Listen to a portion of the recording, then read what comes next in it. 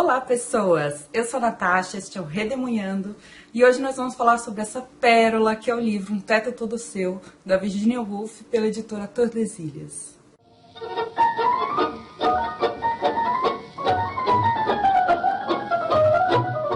Eu acabei de ler esse livro agora em março mesmo, pro mês do Mulheres para Ler. Eu tô tentando ler só autoras. E eu resolvi começar pelo Um Teto Todo Seu, que é um livro que tá no meu projeto de 10 livros para 2017. E eu não pude esperar mais para falar sobre ele com vocês. Eu já tinha lido da Virginia Profissões para Mulheres e Outros Artigos Feministas, que foi um livro do qual eu não gostei muito, não me cativou. A discussão do feminismo é uma discussão super importante, mas eu já tô um pouco cansada de alguns argumentos que pra mim são tão óbvios, sabe? É claro que naquela época não era, mas ler sobre isso reiteradamente me cansa um pouco. Eu achei que o Profissões para Mulheres e Outros Artigos Feministas ficava muito nesse tipo de argumento que eu já estou acostumada. Esse livro ganhei de amigo secreto da Paty, do canal Patrícia Lima. E, meu Deus, agora eu entendi por que as pessoas gostam tanto da Virginia. Eu acho que esse tem que ser a primeira resenha do mês de março de 2017. Então vamos lá. O livro é um texto baseado numa palestra que foi encomendada para Virginia Woolf em 1928.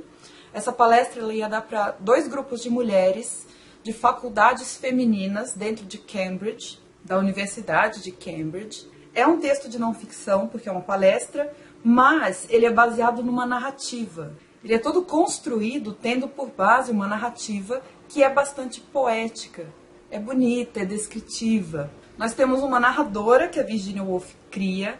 Na verdade, pode ser vista como um alter ego da Virginia, ou um pseudônimo, ou alguma coisa assim. É a Mary Hamilton, ou Mary Betton, ou Mary Seton, ou Mary Carmichael. Na verdade, pode ser Mary qualquer coisa, porque é uma mulher genérica.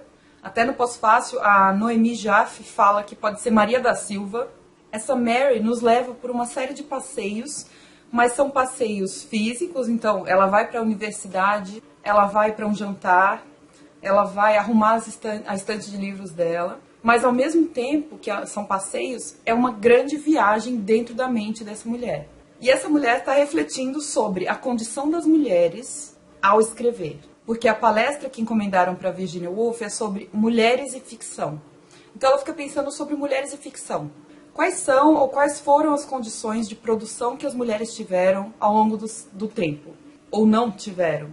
Porque as mulheres passaram séculos sendo personagens fortes, musas inspiradoras, mas não viraram autoras de livros de ficção como os homens. E porque elas sequer são mencionadas na história da humanidade, só em livros de ficção? Porque só homens escreviam sobre mulheres. Então, dentro de tudo isso, a gente vai entrando por um fluxo de pensamento, um encadeamento de muitas ideias que passavam na cabeça dessa mulher.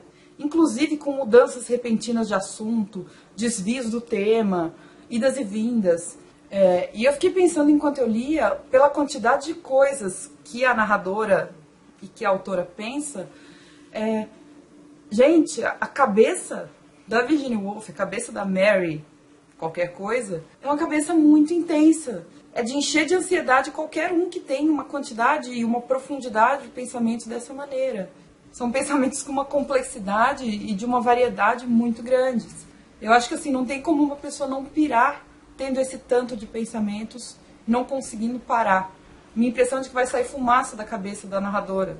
E por ser um exercício tão intenso de especulação, de imaginação e de reflexão, é um texto muito desconcertante e pode ser confuso também em alguns momentos. E ainda assim, foi um texto que eu achei muito belo e muito instigante. Com certeza eu vou precisar fazer releituras desse texto, porque eu não aprendi tudo. É um texto que merece várias mastigações e várias digestões. No pós-fácil, a Noemi usa um termo que é o seguinte: é um ensaio caudaloso e denso que causa estranhamento. Eu acho que ela definiu muito bem. Nos tira um pouco da zona de conforto do que a gente está acostumado a ler. Textos mais fáceis, textos um pouco mais superficiais. Dentro de todas essas reflexões, existem muitas críticas, existem análises. Então, tem um determinado momento que a Mary faz uma cronologia histórica das principais escritoras de ficção. Primeiro das poetisas, desde o século XVII, passando o século XVIII, XIX, ali pela Jane Austen, depois as irmãs Brontë, George Eliot, até chegar ao século XX. Tem reflexões muito perspicazes e que contam com a inserção de uma ironia muito fina ao longo do texto, assim, em alguns pontos específicos. E, na verdade, pelo texto todo, perpassa uma conclusão, que é uma conclusão bastante prática, sobre as mulheres e a ficção. A Virginia e a Mary acreditam que as mulheres precisam ter uma condição material para que elas consigam escrever a ficção. E essa condição material nada mais é do que um teto todo seu, ou seja, um espaço em que a mulher possa sentar, se acalmar, ficar em silêncio, ficar sozinha para poder escrever e refletir, e uma renda. A Virginia fala de uma renda anual de 500 libras, mas na verdade é um dinheiro que entre com frequência para que ela consiga se concentrar nessa tarefa intelectual que é escrever. E se você for pensar, as mulheres nunca tiveram nenhuma dessas duas condições. Renda própria, a renda dela sempre foi dependente ou do pai ou do marido, pelo menos até o século XIX, e um teto todo seu, pelo menos um cômodo todo seu, em que ela possa fechar, trancar a fechadura e ficar ali sozinha. Como ter filhos era visto como uma obrigação feminina, além das tarefas domésticas, tudo isso leva tempo e, convenhamos, crianças são barulhentas e exigem atenção o tempo todo. Então, como é que a mulher vai ter sossego suficiente para escrever? E a conclusão que a Virginia chega é por isso que até o século XVIII, XIX, a gente não tem mulheres romancistas. Elas não têm tempo, elas não têm dinheiro e elas não têm espaço para isso. E eu concordo plenamente. Eu acho que nesse caso é uma análise materialista mesmo. Eu preciso ler um trecho para vocês. Tem um momento em que a Mary lembra de uma frase que ela leu, é a frase de um bispo, e esse bispo diz que seria impossível uma mulher escrever a obra do Shakespeare. A Mary começa a dizer que realmente seria impossível uma mulher escrever a obra do Shakespeare, ainda mais naquela época que ele escreveu. E aí ela faz um exercício de tentar pensar como que seria se o Shakespeare tivesse uma irmã com o mesmo talento dele, e ela chega à conclusão de que essa irmã não conseguiria florescer da mesma maneira que o Shakespeare, simplesmente pelo motivo de que ela não teria a mesma educação que ele, ela não teria as mesmas oportunidades que ele. E aí a gente chega nesse trecho que para mim foi o ápice do livro, é um trecho maravilhoso, dá uma olhada. Mas de minha parte, concordo com o falecido bispo, se é que era um. É impensável que qualquer mulher nos dias de Shakespeare tivesse tido o dom de Shakespeare. Porque um gênio como o de Shakespeare não surgia entre pessoas trabalhadoras, sem educação formal, cervis. Não nascia na Inglaterra entre os saxões e os bretões. Não surge hoje entre as classes trabalhadoras.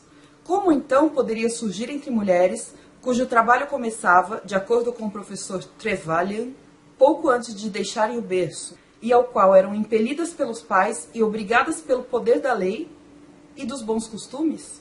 Ainda assim, gênios desse tipo hão de ter existido entre as mulheres, da mesma forma que hão de ter existido entre as classes trabalhadoras. Vez ou outra, uma Emily Brontë ou um Robert Burns se inflama e comprova essa presença. Mas com certeza nunca foi colocado no papel. Quando, porém, lemos sobre o afogamento de uma bruxa, sobre uma mulher possuída por demônios, sobre uma feiticeira que vendia ervas, ou mesmo sobre um homem muito notável e sua mãe, então acho que estamos diante de uma romancista perdida, uma poeta subjugada, uma Jane Austen muda e inglória, uma Emily Brontë que esmagou o cérebro em um pântano, ou que vivia vagando pelas ruas, enlouquecida pela tortura que seu dom lhe impunha.